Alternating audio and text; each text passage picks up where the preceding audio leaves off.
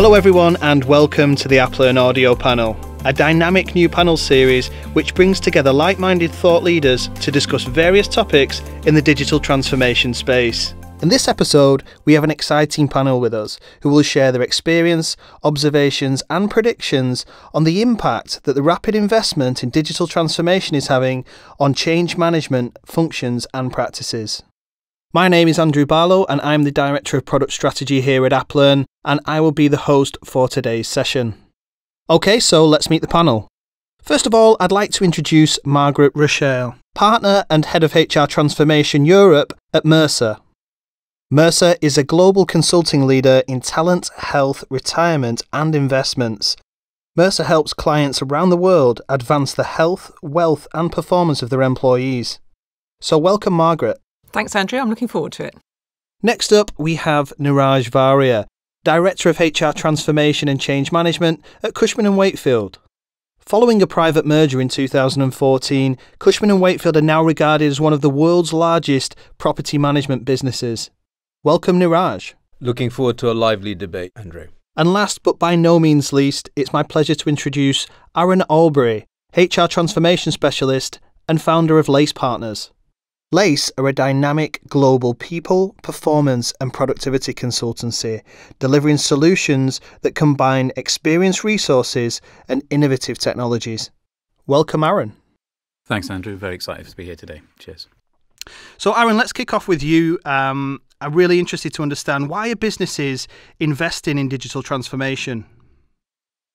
It's a good question, Andrew. I think we've all seen over the last few years the rise of cloud computing, the use of analytics to drive businesses. This has started to create an ecosystem where organizations in particular are looking to try and edge ahead of the market, ahead of the competition. Digital transformation allows them to connect processes that were historically disconnected, to bring information and data right to the heart of their businesses when they're making decisions. And clearly, in a lot of cases, digital transformation is also allowing them to become more efficient and drive cost savings into their businesses as well. And Margaret, what's driving the investment in transformation? Well, I think connecting back to Aaron's point about the increased analytics, we're seeing more organisations really looking for increased analytics from the HR side of things. So I think that's one aspect. Some research which we've undertaken recently, 77% of the chief executives that we interviewed said they were on a digital journey, but actually only 8% said their organisation was digital at the moment. So obviously there is this driving need for the reasons that Aaron outlined. And I think it's also linked to the generational change, and more people nowadays really expecting everything to be digital and having everything at their fingertips. So Niraj, what areas of the business are investing in digital transformation? Well, it's all started off with CRM systems in terms of understanding how customers and clients behave and relationships. Then has come the investment in the infrastructure areas such as HR and finance, procurement. Cloud-based technologies are driving disruptive change in our organizations. And within HR, we're really looking at fundamental ways in which we attract, develop, and connect with our talent. Andrew, I think also to add to Niraj's point there, clearly if you look at the marketplace with the rise of organizations like Uber in the market, the Airbnbs of the world, there's clearly a lot of digital disruption where people no longer have to own assets to be able to compete at a global level using that digital approach. And I think we're starting to see people follow that trend in the technology and in the market and look at their own supply chains and understand how they may be able to deconstruct those and produce them in a more digital format. Fantastic. And from Aaron, from your perspective, do you see the same? You see digital transformation extending beyond, internal technologies and services into sort of external facing products as well? Definitely. I think the trend we're seeing across the clients we work with is the two-pronged transformation of their organizations, really. One focused on the internal efficiencies, but the other looking to deconstruct their traditional supply chains and reconstruct them in a digital format. Access to greater communities, better aggregation of suppliers, and just that opening up of their market to new buyers. So, Margaret, what challenges do businesses face when they're embarking on digital transformation programs? I think there are many challenges that they face, and one of the key ones really is the speed with which the digital technology can be delivered is actually much greater than the individual speed of behaviour change. So if you think back to the implementation of on-premise systems, it took forever to get those designed and implemented, and therefore people had time to get used to the idea of a new system. You could do the really detailed change programmes, etc. Now technology gets delivered incredibly quickly, and people don't have time to really assimilate that and deliver against the behaviour change that's needed. So I think that's one challenge. And I think the second one really is around culture and leadership. So it needs strong leaders to drive the digital transformation. And quite often they aren't the early adopters of the transformation that you would want them to be. So really putting the focus on leaders to drive the change is going to be key. And I think the final point for me is really around the in-house skill and capability that's required to deliver the change programme and actually implement the technology. And quite often, again, there isn't that in-house knowledge, if you like, of the new technologies that are being delivered. So how do you successfully implement something when actually you really don't understand precisely what it is to be delivered? Connected to that, Margaret, do you feel as though organisations have an appreciation for the impact that these new technologies will have on their businesses? Do they really understand that? I think logically they do. And logically, they can see it will speed up processes, it will, drive cost efficiencies.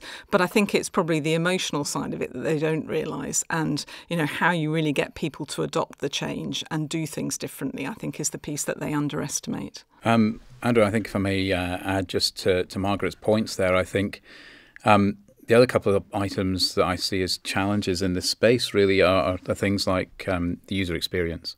So to pick up on Margaret's point about the speed of change and behavioural change, too seldom in the past change work has been focused on a one-size-fits-all kind of mentality and approach to the user experience. And I think what we're seeing is digitization in particular is allowing people to have a very personal experience in the way they interact with technology.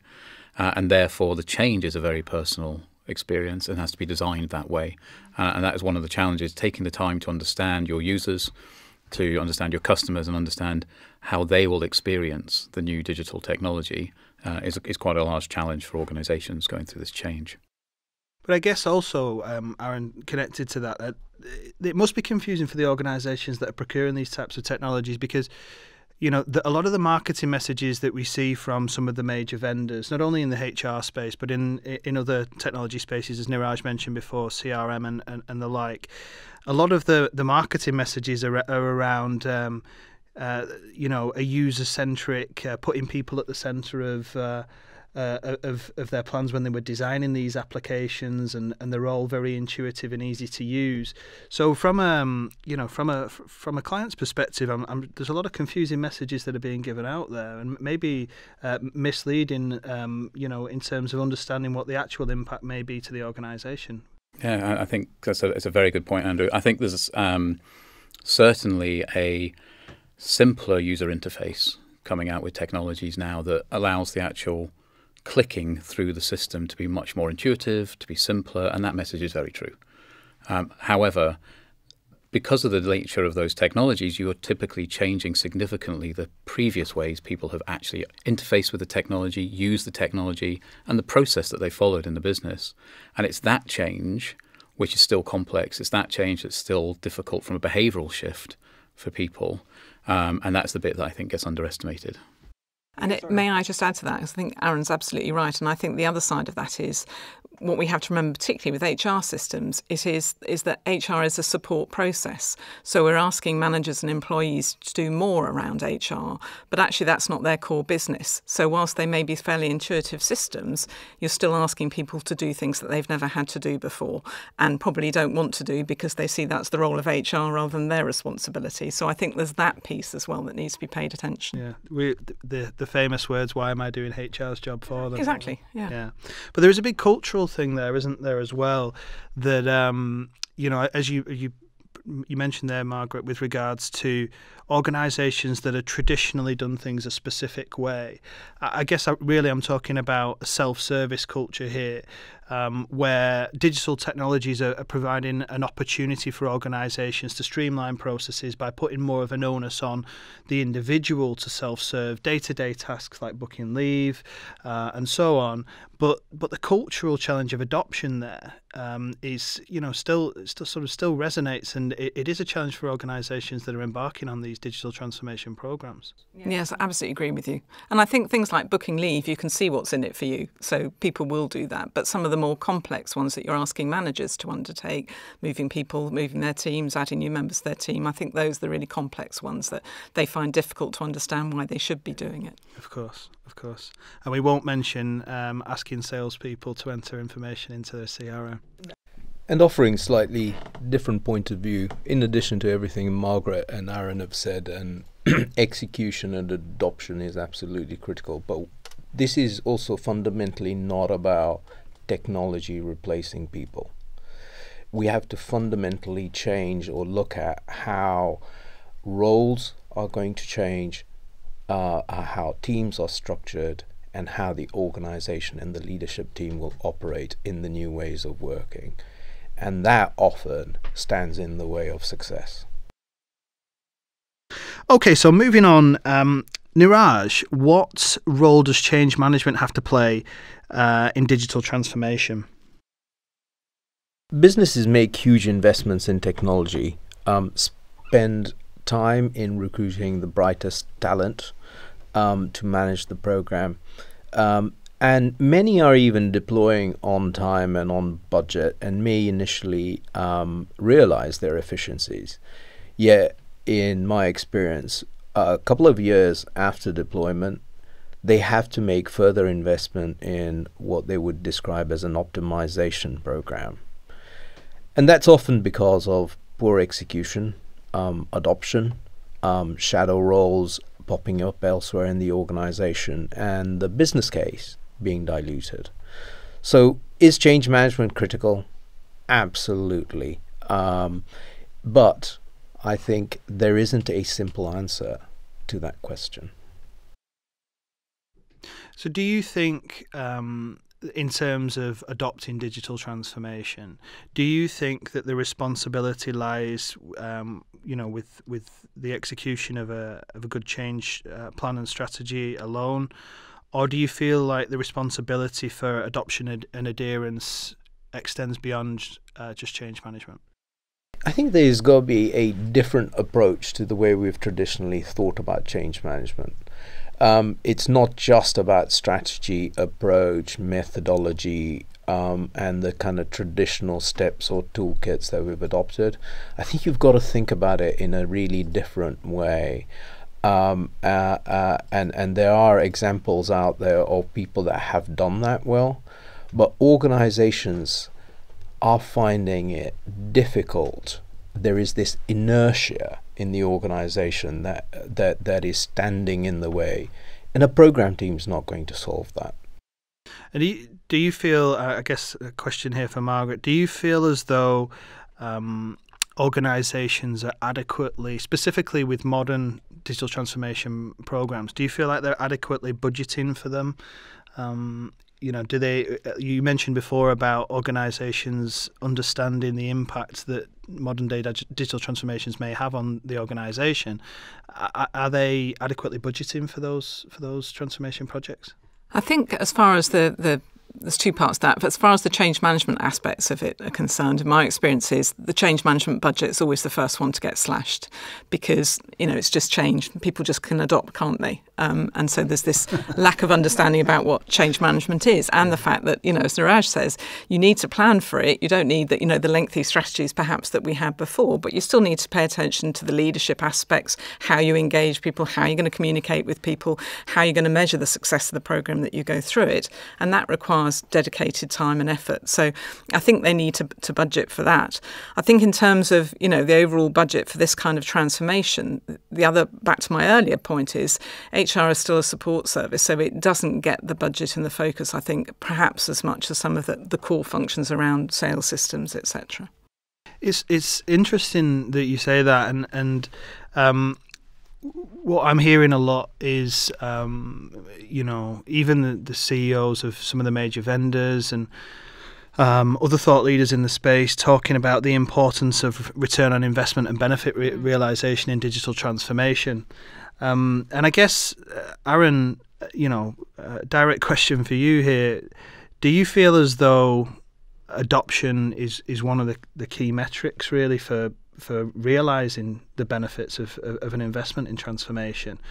And I find, in terms of, Margaret's point around the fact that it's change management is the first budget to get slashed, surely that's going to be an issue if businesses want to get the true value from their investments in those technologies.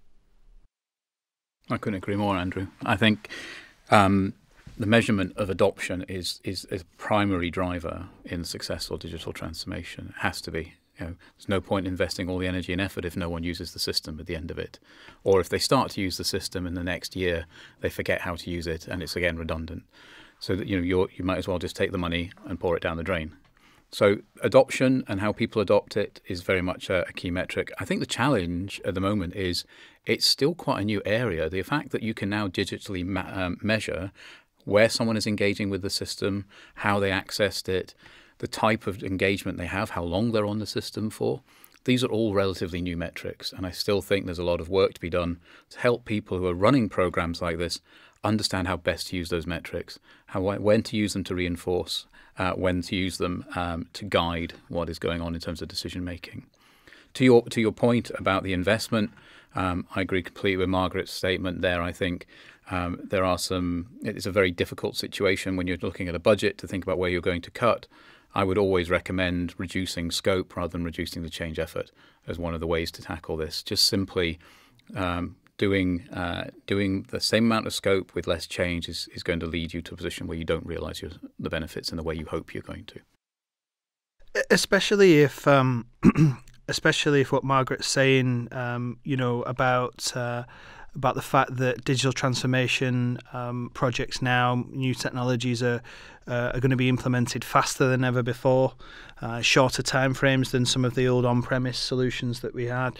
They're more feature-rich than they ever have been before. And actually, in terms of the fact that they are feature-rich, they're now behaviourally and culturally having a bigger impact on the organisation than other technologies have previously done. So actually, the change challenge, if you like, is increasing, but the budgets and the focus potentially is not increasing in line with that. Niraj, would you agree with that? Partially, but I think the vendors also have a responsibility. Everyone promises an Amazon-like internet banking-like experience, and that's just not true. There is significant change in organizations when you adopt digital technologies, and new starters don't have that baggage. So change management in an established organization, fundamentally changing the way it operates, raises issues. So I think also vendors and suppliers have a responsibility for educating clients, and clients themselves need to be informed about how to handle this kind of change. So, Aaron, touching back on the role that change management has to play in digital transformation, what sort of unique pressures do modern digital transformation projects bring to change management? It's a very good question. I think Margaret mentioned one very early on around the speed of these kind of transformations, and certainly that is one of the pressures that come to change management, is how quickly the technology can be ready and getting people ready. I think also, though, is the fact that with a lot of digital transformation now, whether it's true agile implementations where people are seeing technology and developing it in collaboration with the technology team, or whether it be a form of more prototyping approach, either way, the end users are actually getting to see the system much earlier in the process. And therefore, the messaging around what they're going to see, the expectation management, the engagement of the right people, all needs to happen very much earlier in the process, and therefore a big pressure on from digital transformation is to actually bring the change forward. Messages ready, communication ready, and be ready for that early. So what would the impact be if an organisation didn't execute the change process correctly? I think there's quite a simple one, which is it doesn't drive adoption. And if you don't get adoption, you're not going to deliver against the business case. So that automatically has consequences from a financial perspective as well as an organisational perspective, and usually results in costly implications post go live, where you have to go back into an optimization program or whatever, replanning, redesign, and the costs of that. And that puts the department who implemented HR at risk, in terms of their reputation, and ultimately in terms of job security, if you like, for the person in charge. So I think the adoption side is critical to deliver against the business case. Yeah, and we see more and more, the impact of adoption being challenged, through poor change execution. I guess, Aaron, from your perspective, you got any direct experiences of organisations where that have implemented digital transformation, it's not gone quite as well as they'd liked? It's an interesting one, Andrew. I think rather than single out a single organisation, what I'd suggest is there's probably been a period of almost like a honeymoon with cloud technology, where the messages we talked about earlier about how easy it is to use, how easy it is to engage with, have been taken on board. It's such a radical change from the on-premise. Again, that has engaged people. I think what we're about to see, though, is 4 to 5 years in now from those initial implementations, a series of clients who are going to start to realize that the adoption has been dropping, that the quality of data that has been input to the system has been falling away, and some of the old challenges they had with the previous technology will start to resurface. And this is where that focus on ongoing adoption needs to come to the fore. And building on what Aaron is saying, I've spoken to a number of organizations in a similar situation that we're in 2 years into our HR transformation journey. And they are facing similar challenges all around adoption and optimization. The cost of getting it right again is significant. And at that stage, the program or the technology is also beginning to lose credibility within the organization, make it even more difficult to improve execution and implement the change. Fantastic. I think just to add to that, one of the interesting observations, if you like, that I had the other day speaking to a customer was around the focus on adoption and its importance when you're looking at very specific processes. So we see organisations investing in digital transformation. We all know various different applications like in the HR space, like Workday and SuccessFactors and Cornerstone On Demand and Oracle Fusion and the like. And we know that they underpin day-to-day transactional processes. We talked about self-service before, but they also underpin the financial, certain financial processes as well, such as raising invoices or filling in expenses. And I know that one specific customer we're speaking to at the moment, actually, their focus on adoption is heightened when they're looking at the financial processes, because to quote them, they can't get adoption wrong because it's going to affect money coming in and out of the organisation. And it's just interesting how certain key processes are focused on a little bit more from an adoption perspective when they're business critical or perceived to be business critical. So Aaron, back to you. Why are traditional approaches failing? It's a good question, Andrew. I think first thing to acknowledge is that traditional approaches are failing. They're not fit for digital transformation for all the reasons that we've talked about and mentioned earlier. I think there's a couple of things I'd like to just highlight probably around this. One is traditionally approaches have followed a single size, one size fits all approach to change. And recognizing that digital change is about the user experience, about the customer experience, the candidate experience in the case of recruitment, that is something where you try and personalize the experience of how someone engages with the system. They may be following a single process with a single back engine system, but the way they engage, their experience of it, needs to feel personal and different. And a lot of times I think the traditional approaches still try and paint a one-size-fits-all.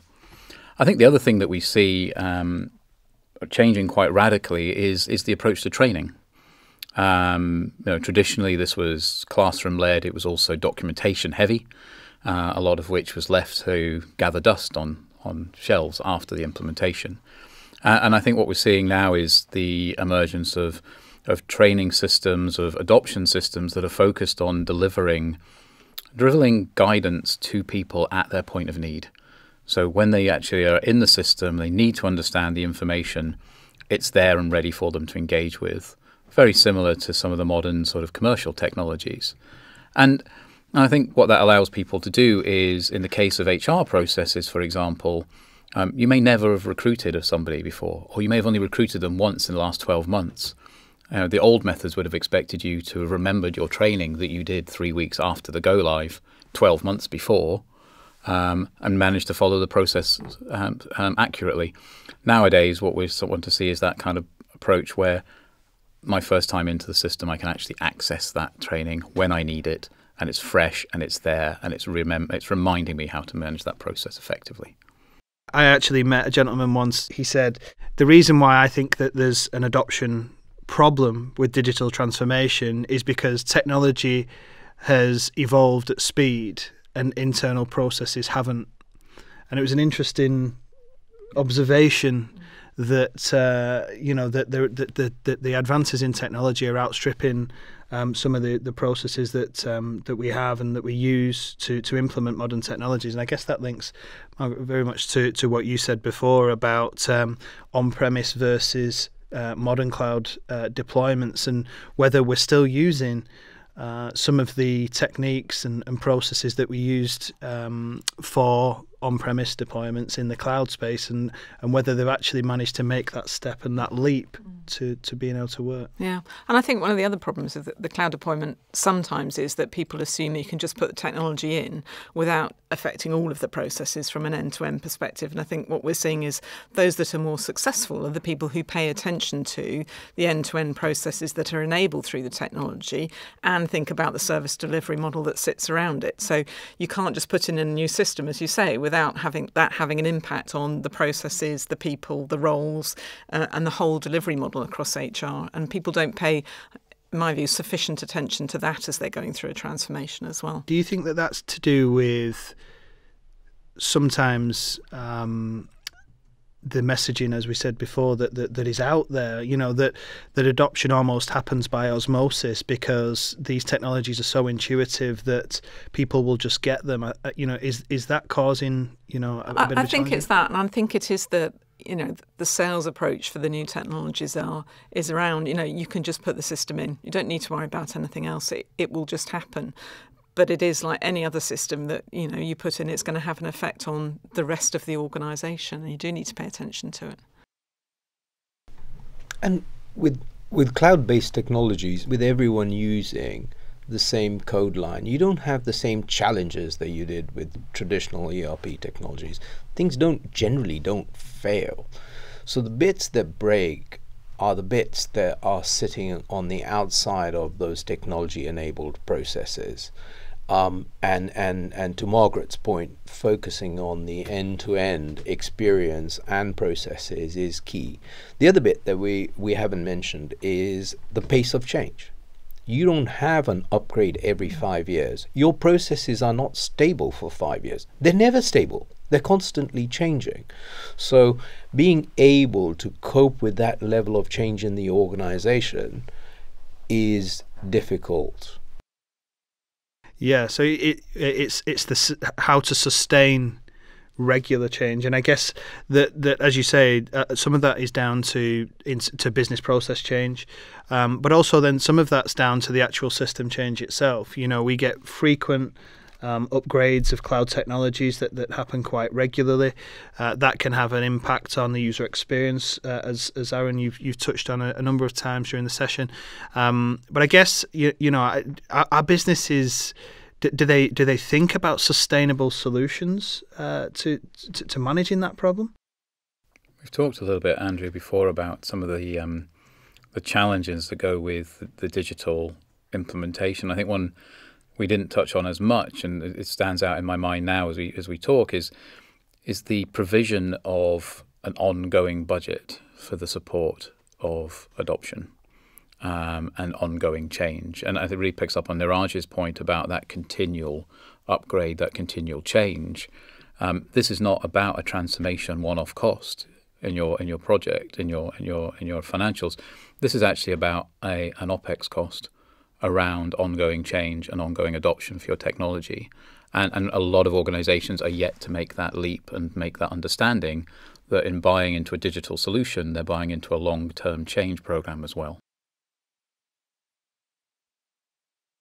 Yeah, I think that's a really interesting point. And connected to that, I guess, certainly from my experience, speaking to organizations that are embarking on these types of activities, they tend not to think about future users, and future users are just important than just as important as the users that we have today.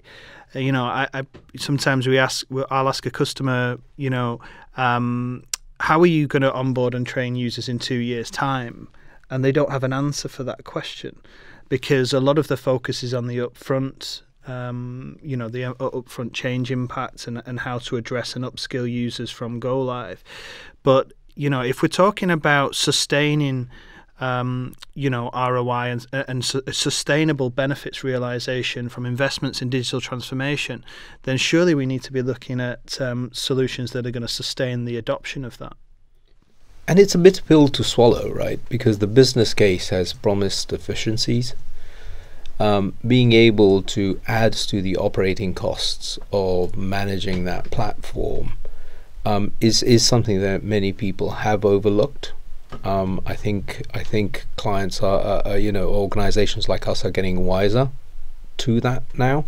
But it is a bitter pill to swallow because it wasn't part of the original business case.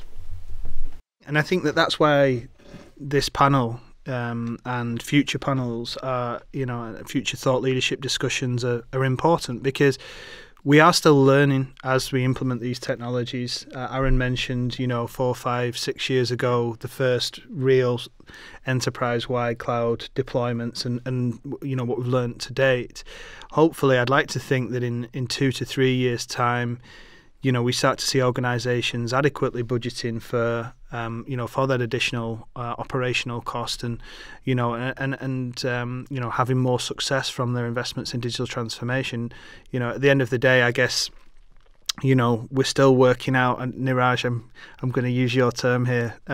We're still working out the blueprint of what it takes to invest and sustain value from digital transformation. I guess that blueprint isn't set in stone today.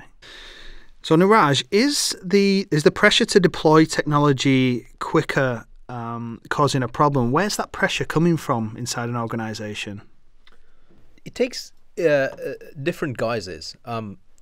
There is an ever-growing need for investment programs within the organization, driven by the disruptive change point that I talked to earlier.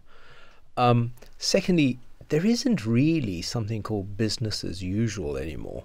We are facing constant change in our business, and therefore the pressure to deliver and deploy technology at pace is a major challenge facing organizations.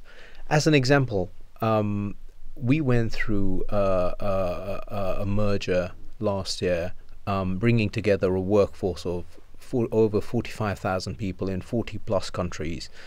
And the time it took us to do that is probably the equivalent of an upgrade to our HR platform that we did 5 years ago. So the pace of change is growing, and the expectations to do this quickly are growing. because there isn't the patience in the organization to take any longer than is necessary. Aaron, connected to that point, you mentioned before, the drivers around why people are investing in digital transformation, the efficiency gains, both internal and for external facing products. Is that pressure coming from the top, the top of the organisation? Obviously, they want to invest in these technologies because the benefits are there to be had. Are they the ones that are driving the pressure to do this faster? I think most organisations, the C-suite of the organisation, have a vested interest to ensure any significant expenditure, of which digital transformation is clearly one, is successful. I think what we see is a wide variety of how people measure success. Whether it's you've spent the money on time and on budget, or have you actually seen the return on investment? I'd like to think that we're seeing more organisations pay attention to the return on investment element, which drives into the whole adoption discussion we've been having. If you're focused on return on investment from the top, then you will get to an understanding that this is not a one-stop implementation, but rather something that goes on. And I think the pressure will build not from just implement it, but implement it sustainably going forward. And I know that we'd all like to think that organisations always focus on return on investment and measure it for every transformation program that they do, but I'm not sure that that's always the case. What do you think is driving, Margaret, the need for organisations to demonstrate return on investment and benefits realisation more today than perhaps previous? Do you think it's anything to do with the data that we kind of expect to see and that we have at our fingertips? Yeah, I think there's a lot to do with that. And I think, that the investment that's required for this sort of technology is not small. So, the C-suite, as Aaron said, are very keen to see the return on the investment that they've made. In some cases, that's not always going to be a financial return. Quite often, there's a value business case that we look at for organisations in terms of, the quality of the data that they can provide, in terms of the quality of the roles that are then within the HR organisation. So it's not just about costs in terms of return, but it's also about the value that the system will bring to the organisation. Niraj, a question for yourself. In terms of an organisation when they're setting out their business case early on, they're identifying the potential benefits and gains that they can get from a specific investment. Do you think that at that stage they consider adoption at all? What I mean by that is, Aaron mentioned before that he feels that adoption has a direct impact on return on investment. Do you feel like adoption is considered at the early stage when organisations are originally, creating their business case? They certainly do. To what extent, and as Aaron mentioned, this is a maturing industry, right? So organizations are beginning to realize they certainly do talk about adoption.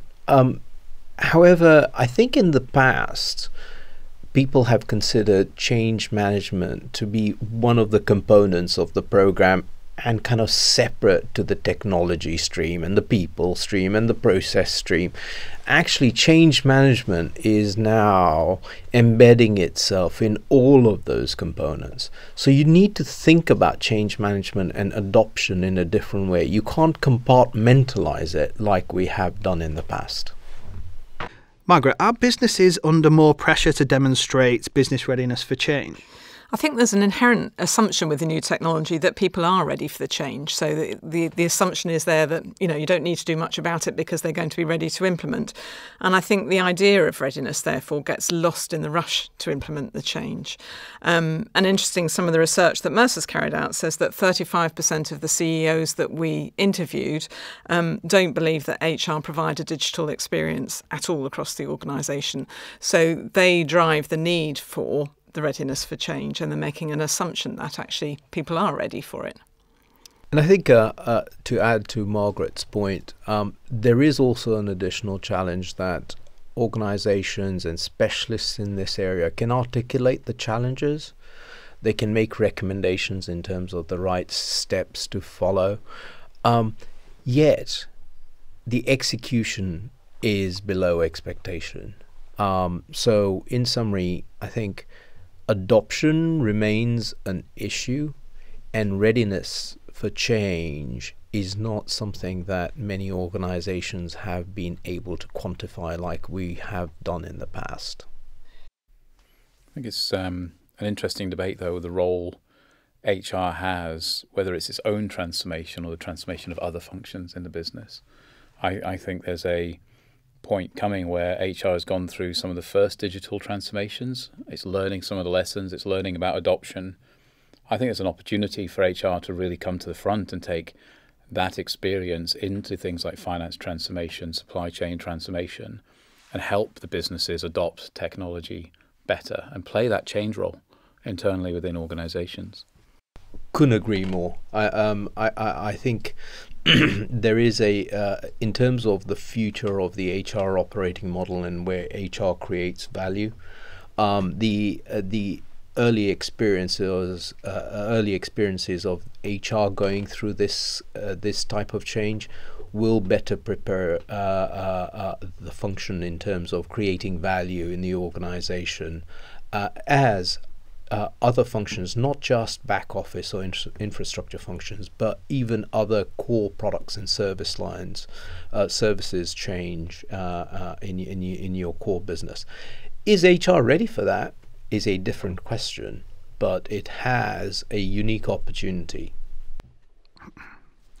Okay, I think that there's obviously a recurring theme here around whether the organisation is ready and really appreciates the scale of the change that they're about to implement. And we've seen, Margaret has touched quite eloquently on her experiences of organisations and how ready they are to implement new digital transformation programs. But do organisations really have the tools, the tool set internally to implement new digital transformation programs? I'll just pick up on that, Andrew, if I may, first.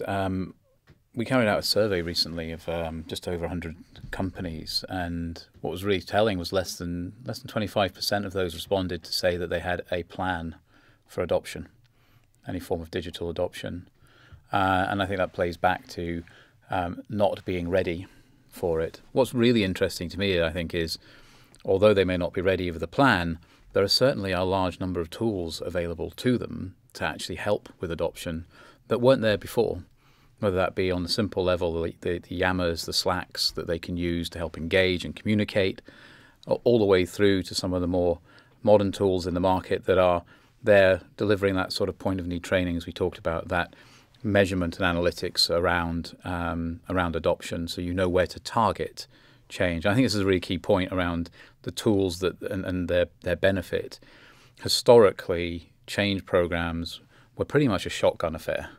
You just had to point the shotgun and shoot and hope that you got something and you hit people as you went through the process.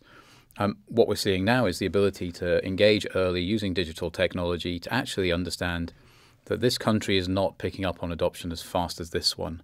And my small budget that I've got in HR for change, I can therefore take and target around the right area to make the adoption happen. Fantastic. And can we keep the weapon-related analogies to? No, shooting I the think change approach. it's important to mention that no change professionals were hurt during the creation of this audio panel. Is this a Manchester sensitivity? I think that's being northernist. I'll take that with a pinch of salt, Aaron. But Niraj, do you agree with what Aaron said there? Do organisations have the tools that they need to connect with users? There's certainly a new toolkit that is available, and a need for education within organizations to understand the different ways in which you can engage with your workforce and the different styles of engagement that may suit. And I think Aaron's mentioned it a couple of times. It isn't a one size fits all. The other thing to note is that our people within the organization have a low attention span. Their attention is now spread across multiple change initiatives that are running simultaneously. They're expecting quick and instant results, and this needs to make us think differently about change management, sustaining change, and hence why there is a marketplace for new tools to come and fill that gap. I know from my perspective, and Margaret, I don't know whether you agree, but I think email was considered or is considered as a traditional method of communication, and I'm hearing a recurring theme that is that people are becoming more immune to email as an effective communication channel within organisations, especially given the fact that they're competing against other internal initiatives that people have to get their head around as well. Yeah, no, I think you're absolutely right. Everybody gets bombarded with emails on a daily basis. You never have time to read them all. You file them, you batch them, you do whatever you can to stay on top of them. But as a means of communicating or engaging people in the change process, they just simply don't work. They need to think, organisations need to think of more creative ways of engaging people through podcasts, through videos, whatever it is. But the traditional methods don't work anymore. Yeah, it's interesting that you say that. We recently worked with an organisation, and their feedback was that they were exploring more innovative digital ways of connecting with their workforce, mainly because they were for them to promote the fact that they were investing in such a new digital technology that was going to transform the way that they work on a day-to-day basis. And then here's a user manual, blow the dust off and have a read, it'll tell you all about it, just doesn't sing true. So they were looking for equally as innovative communication and change tools as the actual tool that they were implementing themselves. Mirror the change you're trying to create, I think is one of the good change sayings, isn't it? Fantastic. Yeah, I think I'm going to steal that now, Margaret. Thank you very much. I had a sentence, I can't talk about it. Yeah, exactly. Yeah, exactly. So we mentioned that organisations are looking at new technologies to underpin traditional change processes or new change processes and connect with users in a new way. How will that affect the way that we report on digital transformation success? I think it is getting more difficult to report on success of a program, let alone effectiveness of change management. No longer are the traditional metrics being used necessarily the right things to do. The change and adoption, I think, works in mysterious ways. Based on my recent experience, I don't think there are any kind of straightforward answers, but perhaps some tips. A dynamic dashboard and feedback system so that you're constantly understanding how adoption is being executed or the scale of the rate of adoption is important. Looking at how content is being targeted, trying to create a pull factor from the business to address specific issues, short bursts of promotion, trying to reduce the amount of noise around the program. All of those are tips that perhaps can help with better adoption and execution. And then, as we've mentioned, return on investment. Let me give you an example. We've talked about sales functions being able to adopt CRM systems. In our organization, when we were going through this program, there was one area unexpectedly that seemed to have a better take-up.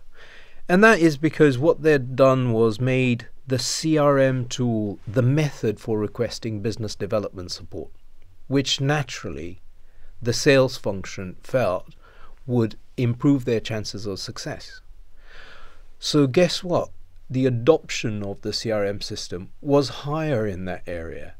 But that is not because the program was promoting the best interests of the CRM system. Actually, there was a business driver to use the CRM as a tool to deliver business results in that business development space. And a personal incentive and a personal incentive as well as organizationally. There was a pull factor. So it wasn't the program trying to deliver a bunch of fabricated messages. It was the business creating that need to drive change. But the CRM system was not an end game in itself. That was just the tool that they were using to get business development support. So maybe if I can build on a piece there that Niraj mentioned around the layers of measuring success. Maybe if I can build on a piece there that Niraj mentioned around the layers of measuring success going forward. I kind of think of it in my own mind as three things. There's the measurement of, are people getting to the system? So are you attracting them? And that's the marketing element, if you like, of the new sort of approach to change. Mm-hmm. There's then the piece that says, are people able to navigate and manage their way through the system?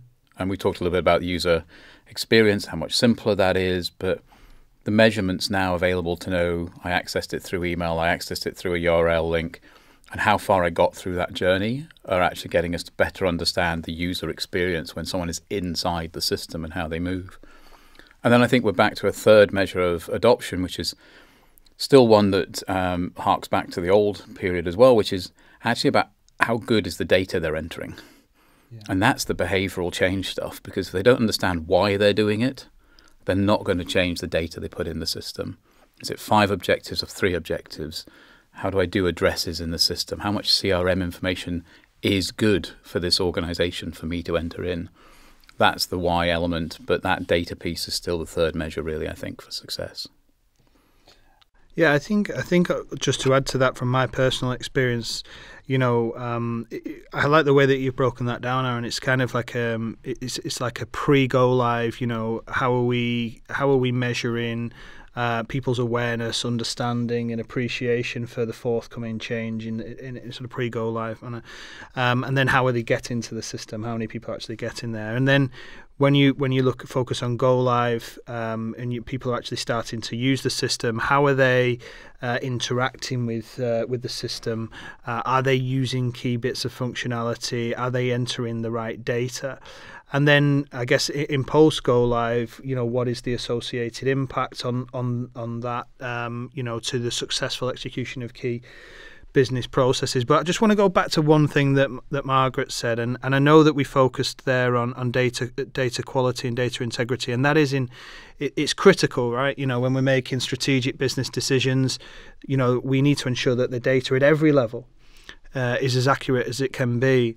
But we all also know that a lot of these processes are executed by people, and some of the processes require human intervention. And the one I want to pick up on is the performance management process within HR and talent, and the fact that there is a human intervention or interaction that needs to take place, a development discussion, if you like, between an employee and a manager. And that the quality of that discussion, that interaction, the preparation, the planning, the manager's ability to identify skills gaps and development gaps for each of their team members is just as critical to the success of that process than the usage of the tool itself. And I think that is one of the key sort of demonstrable areas, if you like, or examples of how adoption is much more than just how to.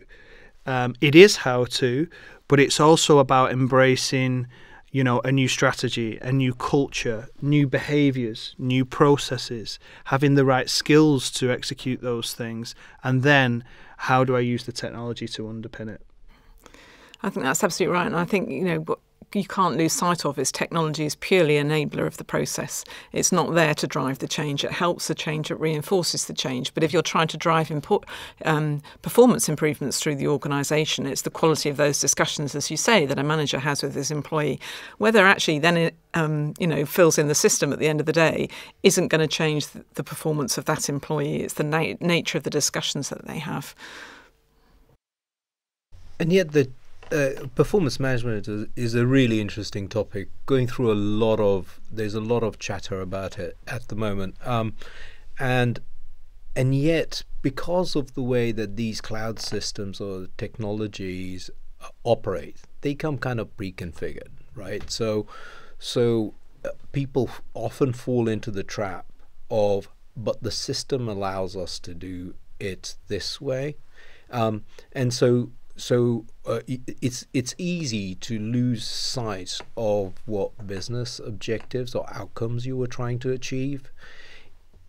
If your objective is to focus on the discussion, then how you enter data into the system will be very different to if you were using a forced ranking approach on performance ratings.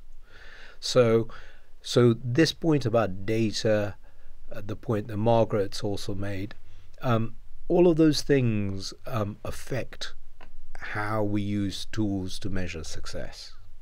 And there isn't one simple answer to adoption. Okay, so if I was to summarise some aspects of what we've discussed today and the advice that we would be giving to an organisation, really we're looking at anybody implementing digital transformation would need to review their current processes and tools for implementing new digital change in their organisation. They'd have to also look at the budget perspective of whether they're adequately budgeting for new transformation projects. They'd also have to consider not only the initial change, but also the operational effect that the introduction of new digital technologies would have and how to sustain that long term. Would you agree with that? Mm-hmm. I would, and there'd be one further point that I'd add to that, which is start with the business strategy. If you're not clear about how your digital transformation program supports the business strategy, you're going to have a much tougher road to adoption and buy-in from the business. So business strategy, which drives the transformation program to the outcomes that you then deliver. I think I agree completely there with Margaret's point. I think it's that line of sight from strategy through to outcome. It did trigger for me one other thought, though, which we haven't touched on, which is I think the other element of this is recognizing that there are new capabilities that come out of this that are required in your organization, more of a marketing style approach to change, more metric driven change. These aren't necessarily skills that organizations have got right now. And I think there's an element to success here, which is about recognizing that there are capabilities as an organization you need to develop to allow you to successfully implement this kind of change. I'll build on that last point. I think digital HR is actually transforming the way that the HR operating model is now being designed, developed, evolving. There was a mature science around HR transformation before, and that is, using the word again, being disrupted through the introduction of technology. So in order to fully drive out the benefits of transformation, you will need to look at people's roles, the organization structure, the governance, the capability again. Okay, so to finish off then, I'd like to really look at what advice you would give to an organisation that is embarking on a digital transformation project. And I'd like to start with Margaret. I think I would reiterate the point I made before about start with a business strategy and make sure that you're aligning the outcomes of your transformation programme against that strategy. And I think the second part of that, however, is to make sure that you have your HR leadership team and your business leadership team aligned around that vision as well. So you've got a very clear vision of the future that you're striving for, linked back to the business strategy, and that your leadership team understand and can articulate what that is. And Aaron, what advice would you give to an organisation that's embarking on a new digital transformation programme? I think I'd start by saying take a step back. Take a step back from the traditional approaches you've used. Rethink them.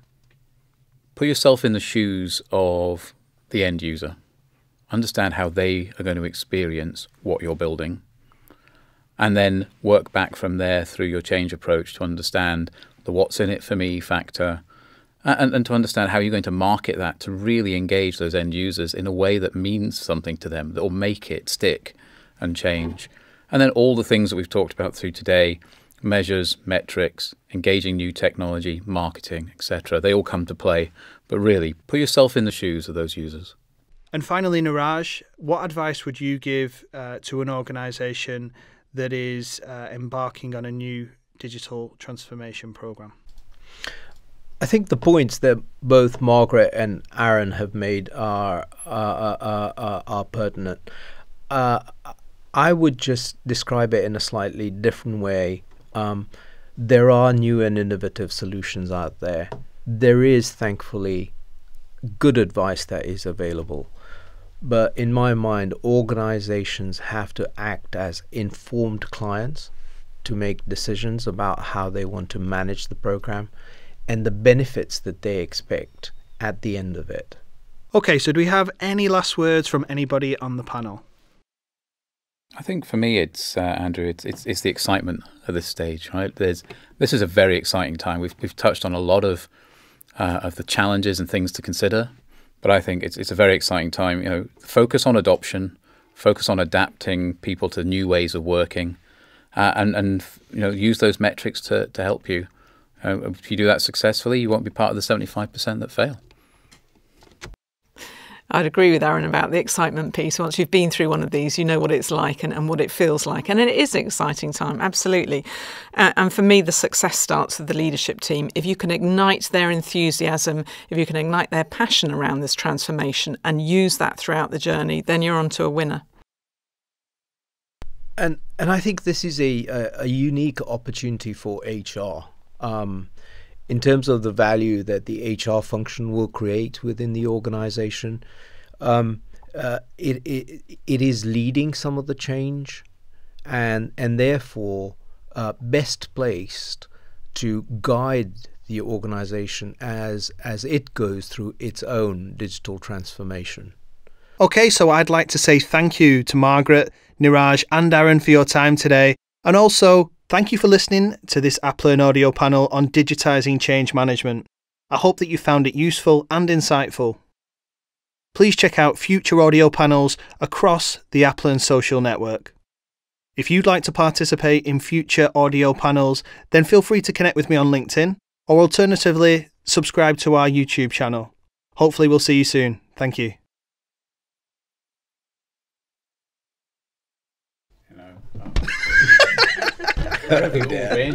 Oh dear. I'm only 13. So before Far Side, there was a comic strip called Hagar the Viking. Oh, I remember. I know. Hagar the Viking, right? Yeah. And there's a scene where Hagar the Viking goes to a cave and there's smoke coming out of the cave. And he turns to Lucky Eddie, his trusted friend, and says, "Lucky Eddie, I don't fear no dragons. Pass me the magic sword." Lucky Eddie gulps and turns back to him and said, "Magic sword? I thought you had the magic sword." So if you think about change, remember there is no magic sword. Exactly.